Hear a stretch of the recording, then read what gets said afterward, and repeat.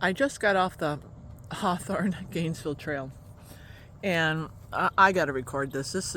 I didn't have my phone with me. It was going dead, but this is really incredible. Um, so I'm on the trail, got my backpack with me, and on this one section there is actually a bridge where a lot of guys fish. And there were a lot of guys fishing today on that bridge, and I've had encounters on the bridge. So when I went past, I prayed. I said, Lord, if make me a fisherman of men, right? If there's anybody on that bridge that I need to talk to. And that's as I went through it, and no, I just kept going. Part of my bike ride today was my extreme disappointment that everybody that I saw pass me, either walking or running or biking, no one looked at me. No one said hi. No one. I think there was one guy who was actually a older black fellow, who was I don't know if he was homeless. There's a lot of homeless people, but he waved to me, and I waved back to him. And he was the only friendly person on the whole Gainesville Trail, right? And I was really disappointed. I'm like, Lord, does anybody ever smile anymore? Like, seriously.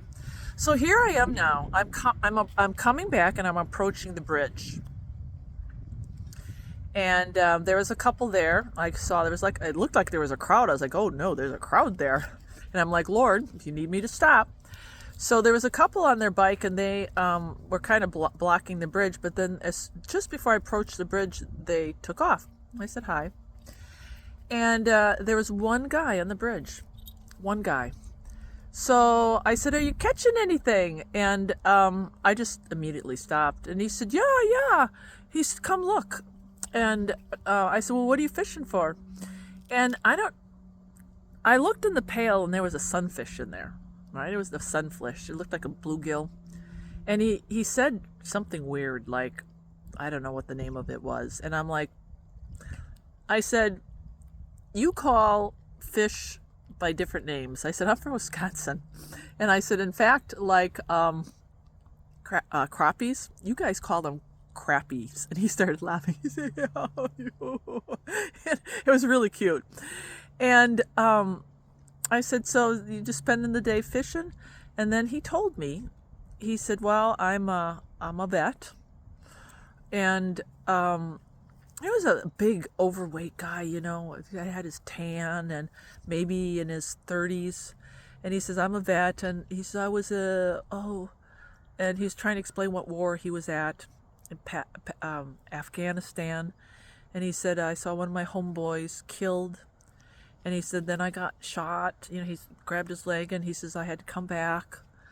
And he said, and when I was there, my dad died, and nobody told me I couldn't get a hold. And so he's telling me this story. And he says, now I can't work. And when he talked about his dad dying, I said, do you believe in Jesus? And he says, oh, yeah, I believe in Jesus. Yeah, absolutely. And I said, so you're going to see your dad again, right?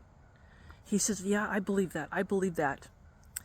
And it was so, I don't know what else I said, but I started talking about Jesus, and I said, I'm a missionary. And he said, really? And I said, yeah, I want to give you something. And he said, that's so weird because I know some missionaries. I said, really? He says, yeah, they're two guys that come and they visit me. And I said, are they well dressed? And he's like, yeah, they wear the white shirts and the ties. And I said, well, they're Mormons. He said, yeah, that's what they are. They're Mormons. And he said, I'm lonely, and I would love to talk to someone about Jesus. And he said, I can't believe you said you're a missionary. And he says, look, we're talking about Jesus. And I said, yeah, because the Lord, and then I told him, I said, the Lord told me to stop. I said, what's your name? He said, Chris. I said, well, Chris, the Lord told me to stop. I said, I want to tell you something, Chris. The Lord knows that you're lonely. And I want to tell you something about the missionaries. I said, God bless those missionaries. But I want to tell you about some of the things they believe. They believe that Satan and Jesus are brothers. They believe that God was a man. They believe that God has many wives. I said, they have two books, the Bible and the Book of Mormon. Did you know that they will put the Book of Mormon before the Bible? And I said, a lot of Mormons just don't know. And I said, the devil will come in, and the devil knows you're lonely, and he will bring people to you that aren't preaching the truth. And through that friendship, you'll be deceived. And I told him, and this is the truth, when I was younger, I was about 18, 19 years old, I had some Mormons knock on my door. I started doing Bible study with them. I had no idea anything about the Bible, so I was really easily swayed. And I ended up getting baptized, yeah. And then, all the Mormons were my friends, and I went to their church, or, and then, I lost interest because, I'm 19 years old, I didn't even know what I was doing. I just wanted friendship. And as soon as I stopped going, they weren't my friends anymore. Oh, no, I was just cut off. And I know that because I worked with a Mormon lady, and before she wouldn't give me the time of day, but then when I got baptized, became a Mormon, she was my best friend. And then when I stopped going to the Mormon church, she wasn't my best friend anymore. So I just said, be very careful. You can pray to God and ask him. Ask him to bring you somebody. He said, well, look, he brought you me. And I said, yeah, he did bring you. And we're talking about Jesus. I said, you see how that works? So I said, Chris, God knows you. He knows your heart. He knows what you need. And I gave him a book, The Steps to Christ. And I said, this is the book that you need to read that talks about who Jesus is. And I said, you just need to read your Bible. And I said, throw out that Book of Mormon. I said, I'm sorry, but throw it out. There are portals that the enemy will use.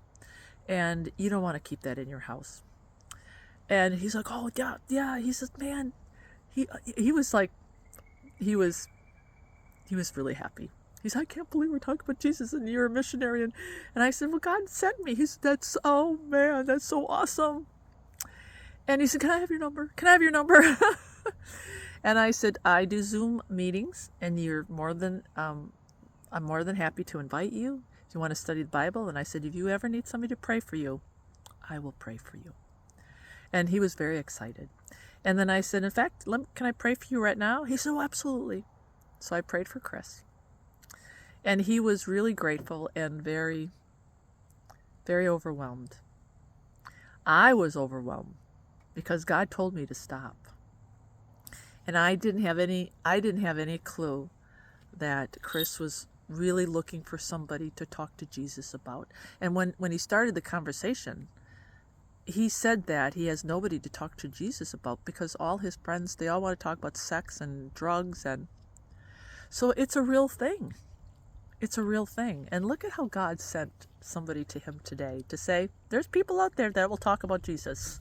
So please pray for Chris, that God sends him the right people to talk to Jesus about.